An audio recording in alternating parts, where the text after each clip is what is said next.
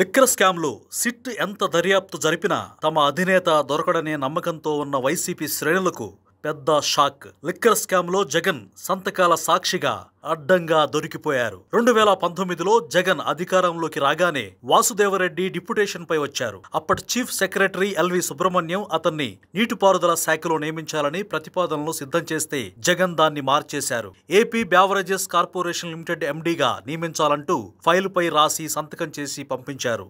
అంతిమ నిర్ణయం జగన్దే కావడంతో సీఎస్ 2019 సెప్టెంబర్ 16న జీవో జారీ చేశారు. వాసుదేవరెడ్డిని డిస్టిలరీస్ కమిషనర్ పోస్టులో నియమించాలంటూ 2019 అక్టోబర్ 31న సీఎస్ ను జగన్ ఆదేశించారు. వాస్తవానికి ఈ రెండు పోస్టులను ఎక్సైజ్ కమిషనర్ గా ఉండే ఐఏఎస్ అధికారి ఇన్ఛార్జి హోదాలో పర్యవేక్షించేవారు. కమిషనర్ పోస్టు ప్రాధాన్యతను వ్యూహాత్మకంగా తగ్గించి వాసుదేవరెడ్డిని తెచ్చి కూర్చోబెట్టి స్కామ్ సజావుగా సాగేలా చూసుకున్నారు. ఒక నేరస్తుడు ఎంత జాగ్రత్తగా నేరం చేసినా ఎక్కడో ఒక చోట దొరికిపోతాడనే దానికి నిదర్శనమే జగన్ సంతకాల సాక్షిగా అడ్డంగా దొరికిపోవడం.